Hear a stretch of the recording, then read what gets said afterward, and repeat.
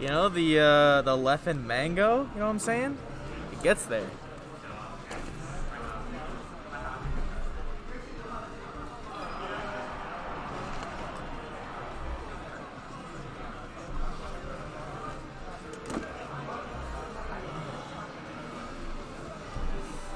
It looks like we're gonna start on the field of battle. Maybe. They're talking about it. Checking phones, getting the music set up. Gotta have everything perfect.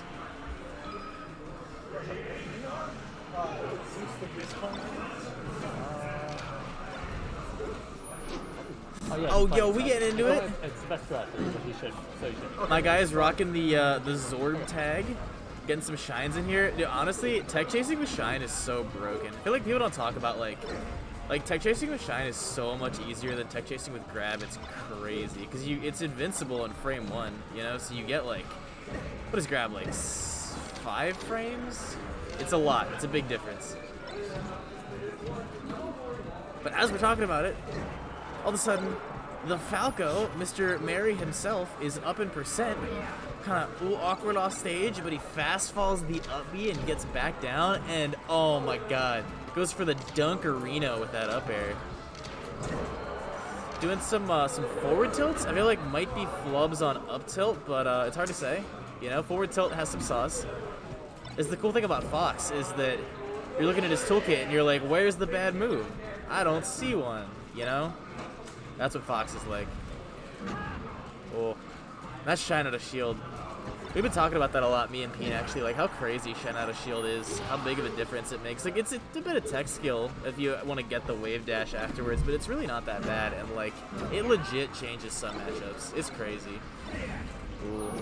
Tries to get a cheeky shine, might pay for it with his life.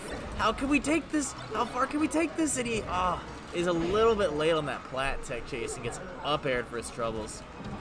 Oh. Ooh. Puts up the mixed tech. This Fox has got kicks. Oh, wow. That was weird. It looked like he got, like, all the way up onto the stage and then just, like, fell back off. But just like that, it's even. We even Stevens up in here. Oh, and gets Thunder comboed. The classic. El Clasico. It's always going to work sometimes. Oh, yeah. Now, see, Peen schmoovin'. You can tell. There's always, like, a certain point of the set when Peen kind of, like, locks on to what the other guy wants, and then he starts schmoovin' all over the place. It's buttery. It's buttery. Who is this man? Fresh kicks. Got those Nikes. You know, bright whites. Spotless. Oh, and no jump. Yeah, it's rough. Well, game 1 for Peen, but Mary keeping it close. Oh, wait, I'm probably supposed to, Sorry. No worries, dude. Who won? Oh, Peen did. Who was that Marth I just played, by the way? Falco. He's really good. Yeah, I believe he's from Pittsburgh. Oh, no shit. Yeah, no, I was like... For a second, I was like, did I just totally forget what Tea Time Tim looks like? That guy, yeah, he's like really good. I was kind of scared the whole time. I just imagine you the whole tournament is called Tea Time Tim. Oh, what's up? So you played from Sona. I believe he's finished. Yeah, he just finished his match. So I will go get him. If you want to start warming up on 7 minutes, please.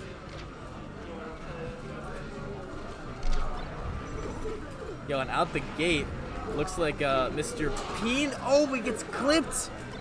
This is a back and forth feet-centric action going on here. I'm gonna stop talking about the feet. There's just a lot of kicks. You know, it's hard to ignore is all I'm saying. But there's also a lot of shines, a lot of advanced technology. You see that?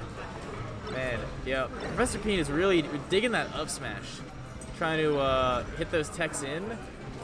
I gotta say, I love the way that Peen uses platforms. He's like, this might be a little bit of a trade secret, but he actually doesn't really like FD. Even in matchups like in Marth Fox, when he's playing Marth, for example, he still doesn't really like FD because he just absolutely loves those buttery platform wavelands and like the tiny, subtle movement and timing mix-ups you can do. It's hard to even explain until you actually play him, but like, he uses the platforms to mix up his timing so much more than you would like normally be able to. It's really sick. Oh, but he clips him, and just like that, Mary in the lead, doing a slightly suspect ledge stall and gets clipped for it. I wonder if that was a missed laser land. So normally you don't really go to the platform like that. Laser landing being extremely difficult and also extremely good, obviously. And wow, this is a close game. Mary picking up some down airs, some shines. Wow. This is what they call a knocker to slobber, you know what I mean? Really just going at each other. Ooh. That back throw sent so far, it's crazy. Air dodges onto Randall, and now... Ooh. Makes it back though, makes it back.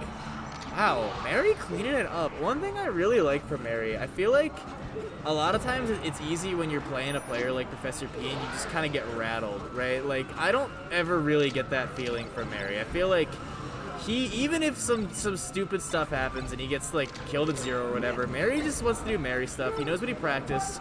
Like here, right? He might die here, but we're gonna go right to the next game, and I would put like a solid tenor on Mary just coming right up the gate again. I feel like this guy doesn't get like down and out, you know, which is a really good skill in Melee. It's really easy to be like, oh, like that was stupid, I should have died there, and like he probably shouldn't have.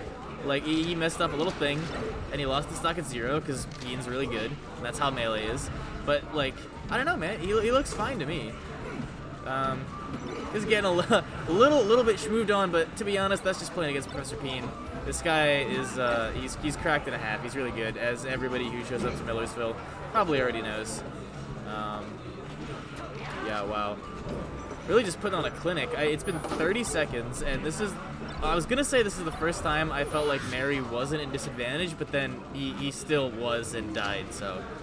Yeah, that was just like a 30-second long-form advantage neutral 0 to death. That was crazy. But see, Mary's right back in it, though. Peen, was that 4 shine stalls off stage?